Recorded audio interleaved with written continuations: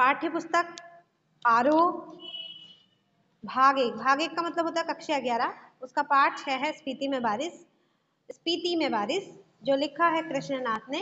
तो बच्चों मैं आपको आज इसके प्रश्न उत्तर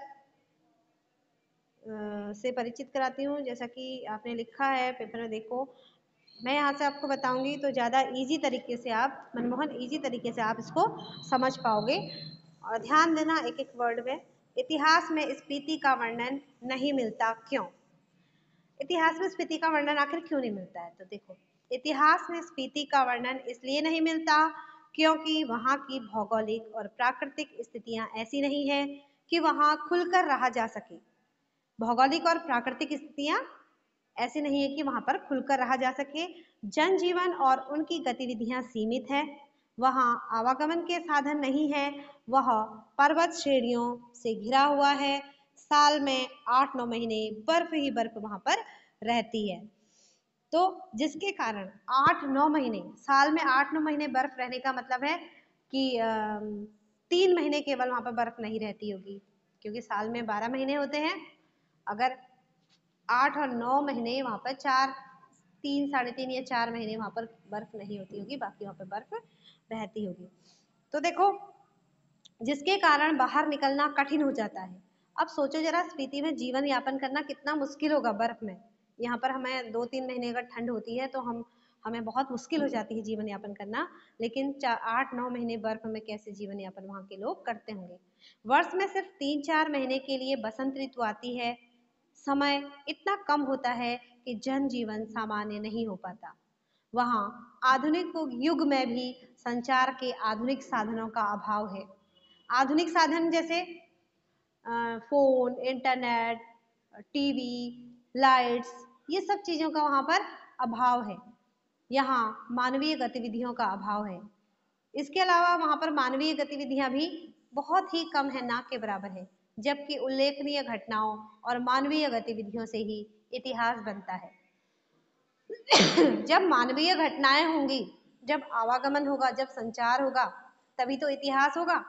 तभी तो नक्शे में भी बहुत समय बाद स्पीति भारत के नक्शे में आ पाया। पहले पता ही नहीं था कि वहां पर जीवन भी है।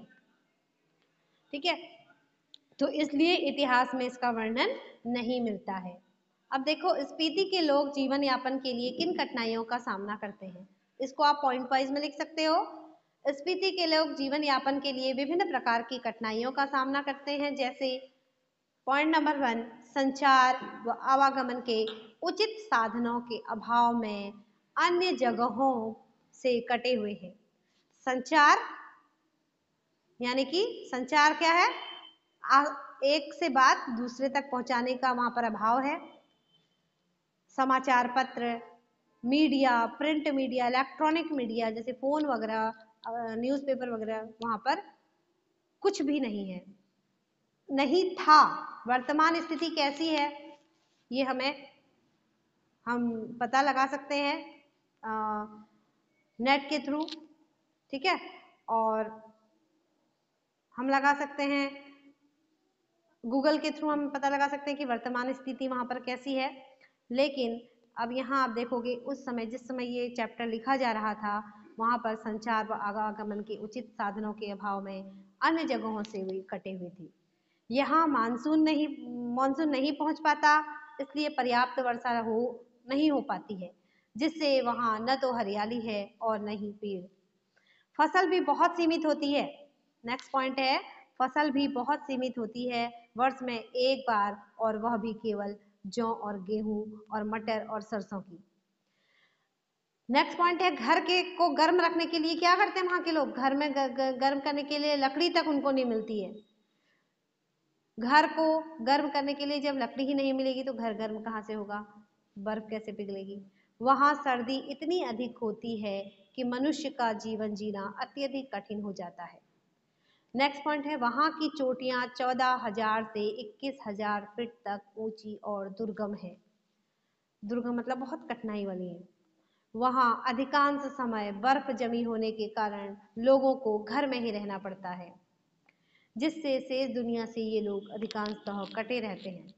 मतलब कि उनको खाने पीने चाय इत्यादि ये सब का सामान और उसका सामान उनको क्या करना पड़ता है, एकत्रित करना पड़ता है पूरे वर्ष भर के लिए। जो 3 महीने उनके वहाँ बर्फ नहीं रहती है ना, जो जिस समय बसंत का मौसम वहाँ आता है उस समय वो पूरे वर्ष भर के लिए इंतजाम करके रख लेते होंगे। ठीक है, गुड़, चीनी, और चाय इत्यादि या जो भोजन के लिए जो पर्याप्त साधन है उनको उनको एकत्रित कर लेना पड़ता होगा।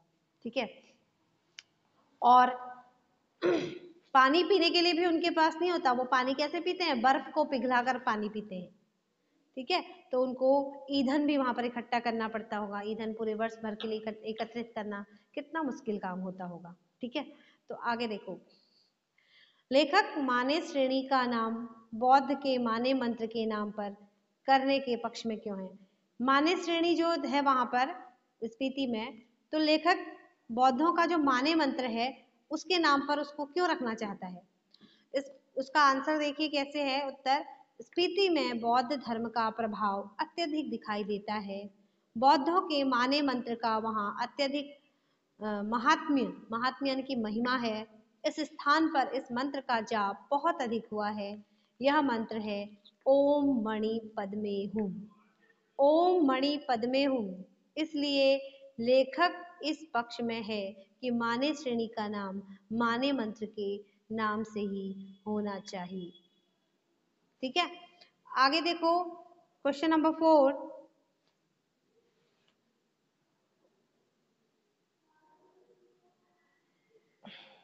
एक सेकंड के लिए रुकना, थोड़ा सा मैं बुक को ऊपर करूं।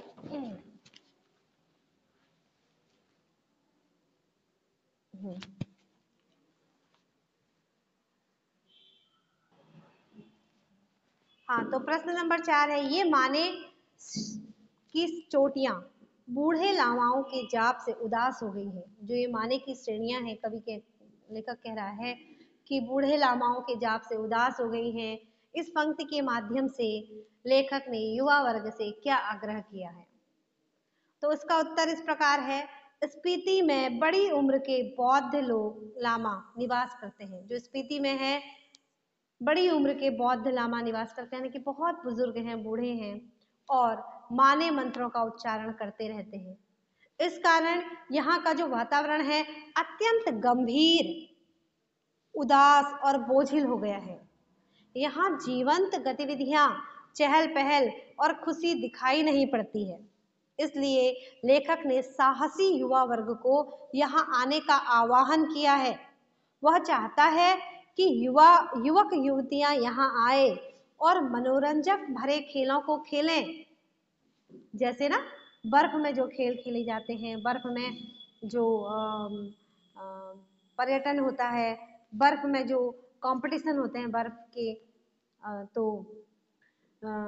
स्केटबोर्ड वगैरह जो होती है वो बर्फ की, तो लेखक चाहता है स्पीति में भी वो सब हो, ताकि यहाँ की जो उदासी भरा जो माहौल है, बोझिल भरा जो माहौल है यहाँ, वो हट जाए और यहाँ जीवंत गतिविधियां, चहल पहल, खुशी दिखाई दे।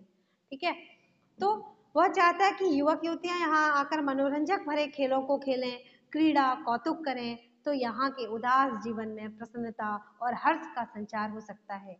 अर्थात पर्यटकों का आवागमन यहाँ की जीवंतता के लिए आवश्यक है। युवाओं के अट्टहास से चोटियों पर जमी बर्फ पिघलेगी।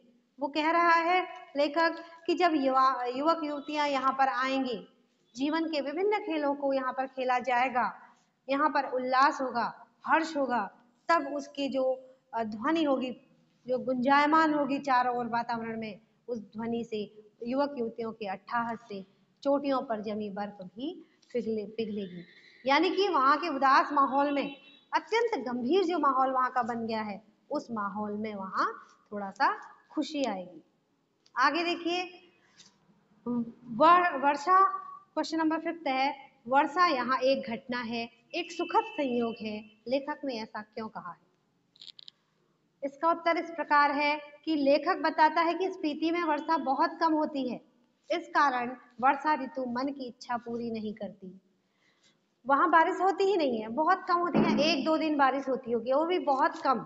ठीक है, तो वर्षा कम होने के कारण वर्षा ऋतु जो है मन की इच्छा पूरी नहीं कर पाती है। वर्षा ऋतु में क्या होता है, मन उल्लसित होता है, उल्लास से भरता है, नए जीवन की प्रेरणा मिलती है। ठीक है, और उसके बाद आगे देखिए, वर्षा के बिना यहाँ की धरती जो है सूखी, ठंडी व बंजर होती है। जब कभी यहाँ वर्षा होती है तो लोग इसे अपना सौभाग्य मानते हैं। वर्षा के दिन को वे सुख का संकेत मानते हैं। लेखक के आने के बाद यहाँ वर्षा हुई है। लोगों ने उसे बताया कि वर्षा होने के कारण आपकी यात्रा जो है वह शुभ हो गई है। आगे देखो, स्पीति के पहाड़, स्पीति अन्य पर्वतीय, नेक्स्ट क्वेश्चन है, स्पीति अन्य पर्वतीय स्थलों से किस प्रकार भिन्न है? तो इसका उत्तर इस प्रकार है, स्पीति की पर्वत श्रेणियां कश्मीर, कुल्लू मनाली जैसे अन्य पर्वतीय पर्यटन स्थलों से भिन्न है। ये भिन्नताएं निम्न प्रकार है। स्पीति के पहाड़ों की पॉइंट वाइज है ये, इसको देखो, स्पीति के पहाड़ों की ऊंचाई अन्य पर्वतों की अपेक्षा बहुत ज्यादा और दुर्गम है। इसकी ऊंचाई लगभग 13,000 से 21,000 फीट तक है। पहला पॉइंट आपका ये बन जाएगा। दूसरा पॉइंट देखिए, यहाँ के पर्वत शुष्क हैं, यहाँ न तो वर्षा होती है, न हरियाली, न पेड़ हैं, यहाँ बर्फ जमी रहती है। अन्य पर्वतीय प्रदेश हरे भरे वृक्षों से आच्छादित हैं, वहाँ वर्षा भी खूब होती है। नेक्स्ट पॉइंट है, स्पीति में फसलें सीमित या नहीं के बराबर होती हैं, न हरियाली है न पेड़ है, यहाँ बर्फ जमी रहती है। अन्य पर्वतीय प्रदेश हरे भरे वृक्षों से आच्छादित हैं, वहाँ वर्षा भी खूब होती है। फिर नेक्स्ट पॉइंट है, स्पीति में प्रति वर्ग किलोमीटर केवल 4 व्यक्ति ही पाए जाते हैं। मतलब 1 किलोमीटर में केवल 4 व्यक्ति आपको वहां पर देखने को मिलेंगे। पर्यटकों का बहुत अधिक आवागमन नहीं होता है, जबकि अन्य पर्वतीय स्थलों पर जनसंख्या का घनत्व यहाँ से बहुत ज्यादा है। वर्ष भर पर्यटकों के आवागमन से वहाँ चहल पहल बनी रहती है। यहाँ केवल 2 ऋतुएं होती हैं, शीत और वसंत। बसंत 3 या 4 मास के लिए आता है, वह भी फूलों एवं हरियाली से युक्त नहीं होता है, बल्कि सूना होता है। दूसरी ओर अन्य पर्वतों पर ऋतुओं का सौंदर्य देखते ही बनता है। नेक्स्ट पॉइंट है, स्पीति में परिवहन और संचार के साधन नहीं हैं। आधुनिक तकनीकी प्रगति के बावजूद यहाँ बिजली, सड़क, टेलीफोन जैसी सुविधाएं नहीं हैं, जबकि अन्य पहाड़ी क्षेत्रों में सभी प्रकार की आधुनिक सुविधाएं उपलब्ध रहती हैं। तो ये क्या था, स्पीति व अन्य पर्वतीय स्थलों से किस प्रकार भिन्न, स्पीति जो है अन्य पर्वतीय स्थलों से किस प्रकार भिन्न है। उम्मीद है कि आपको समझ में आया होगा, है ना। क्वेश्चन आंसर समझ में आए। क्वेश्चन आंसर से चैप्टर जितना ही डिफिकल्ट है, चैप्टर में जितनी डिफिकल्टीज है, क्वेश्चन आंसर उतने ही इजी हैं। क्वेश्चंस और उसके आंसर पढ़ के आपको चैप्टर समझ में आ गया होगा। मनमोहन, हाँ, क्वेश्चन आंसर से बहुत ही जल्दी चैप्टर समझ में आ जाता है। इसीलिए बेटा मैं ये कहती हूँ कि चैप्टर जब तुम पढ़ रहे हो उसके तुरंत बाद उसके क्वेश्चन आंसर्स को पढ़ लो। क्वेश्चन आंसर्स थोड़ा इजी तरीके से चैप्टर को समझने में हेल्प करते हैं। ठीक है, तो मिलते हैं अगली कक्षा में। तुम लीव कर सकते हो बेटा क्लास।